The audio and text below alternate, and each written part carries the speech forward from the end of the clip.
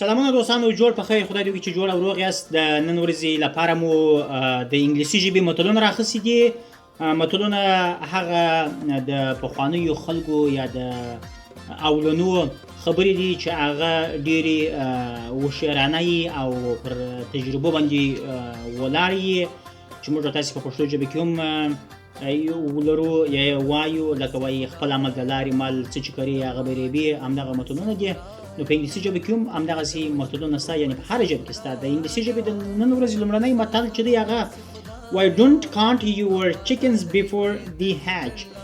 وایي پر هګیو باندې حساب مه کوئ چې د هګۍ تر هغو چې د هګۍ څخه چیچان وتلي نه یې. یعنې مثلا تاسې تر چرګې لاندې 10 هګۍ لاندې کړي او ته دا حساب ورته کوې چې دغه 10 سره به د خیر سره چرګان یا ژوندي چرګان ترې جوړ سي راووځي، نو تر هغو پورې به حساب مه ورکوئ تر څو چې دا چیچیان ترې راوتلي نه وي. دا په دې معنا باندې دي چې تاسې څه په لاس راوړي نه یې پر هغه باندې حساب مه کوئ. د مثال په ډول که د یو چا څخه کومک غواړئ، د یو چا څخه یو څوک واده در سره کوي چې واده پوره کړی نه وي، تاسې پر هغه واده باندې درېږئ مه. نو څنګه ویل کېږي don't count your chickens before they hatch. او دوهم متل دی د نن ورځې don't bite the hands that feeds you.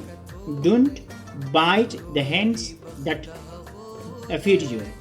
دا په دې معنا چې هغه لاسونه یا هغه لاس مه په غاښوئ چې تاسې ته رزق یې روزي درکوي. د مثال په ډول تاسو ته مشر ورور یا پلار یا یو بل ملګري ستاسو سره همکاري کوي، کومک درسره کوي، په سختۍ کې درته ولاړ یا آماده یي او تاسې بېرته د هغه پښې وهئ یا د یو ملګري پښې وهئ. د دې متل هدف یا مقصد همدغه دی، وایي don't bite the hands that feeds you. او درېیم متل چې دی هغه موږ تاسو په افغانستان کې ډېر زیات ورته ورسره مخ کېږو. وایي a leopard doesn't change its spots. وایي زمری یا پړانګ هغه قسم چیتا چې ورته وایي په ځنګله کې، وایي هغه دغه خپلې لیکو ته تغیر نه ورکوي، هغه لیکه همیشه دی لري پر هغه شکل باندې ولاړ وي. یا مثلا a lion doesn't change its spots. وایي زمری چې دی دغه خپل د بدن هغه د لیکو ته تغیر نه ورکوي. د دې څخه ادب څه شی دی؟ ادب یې دا دی چې درواغجن هېڅکله رښتیا نه وایي، هغه سره هغه عادت ځي، هغه عادت د سره مل یې. نو څنګه ویل کېږي؟ د مثال په ډول یو چا ته وایم he apologized for his lies. د خپل درواغ په دپاره بخښنه وغوښتله. نو موږ څه ورته وایو؟ the lion doesn't change its spot یا leopard doesn't change its spot. نو درواغجن چې دی هېڅکله هغه نه سمیږي، درواغ یې عادت ګرځېدلی. the apple doesn't fall far from the tree.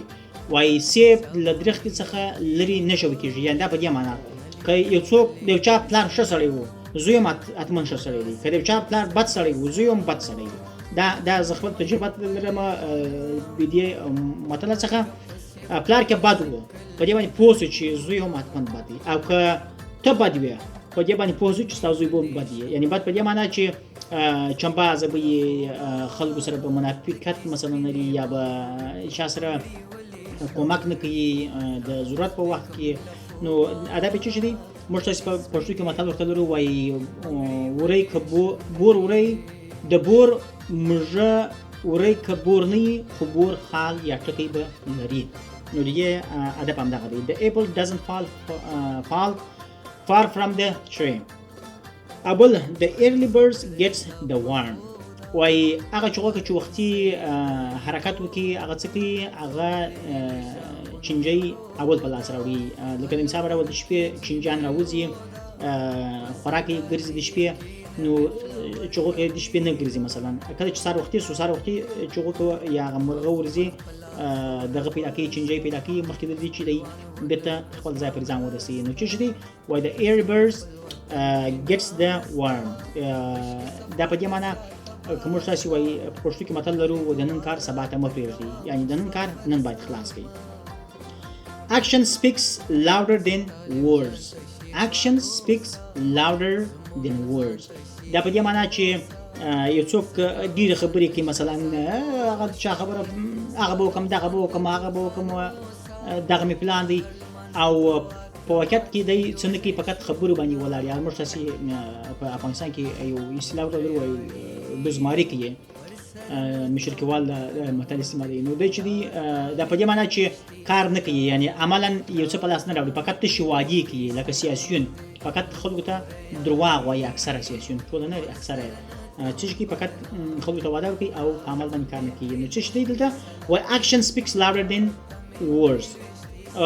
کله چې تا یو کار ترسره کوي یا کار وکړي اجرا دې کوي وروسته هغه څخه ضرورت نشته چې ته ووایې، خپله خلک ورباندې پوهېږي چې سړی به دا کار وکړي. بل چې دی وایي don't sell the bear skin before killing the bear. Don't sell the bear skin before killing the bear. نه په دې معنی مخکې د دې چې زمری دې وژلی نه یې، د زمري پوست د یږ پوست مه خرڅوه، مخکې د دې چې یږ دې وژلی نه یې دا هغه پوست مه خرڅوه، ځکه چې د یږ وژل ډېر سخت کار دی، یعنې ممکنه ده. موږ تاسې یو متل ورته لرو وایي څپلۍ له ګودر څخه مخکې مه باسه، چې ګودر رسېدلی نه وي تا بیا څپلۍ ورته کښلي مثلا. نو په دې معنا چې په انګلیسي کې وایي don't sell the bear skin before killing the bear. ور بیا د متلونو تکرار don't count your chickens before they hatch. Don't bite the hands that feeds you. A leopard doesn't change its spots. The apple doesn't fall far from the tree. The early birds get the worm. Action speaks louder than words. Don't sell the bear skin before killing the bear. دا د نن ورځې متلونه وه، تر بلې ویډیو د خدای پامان.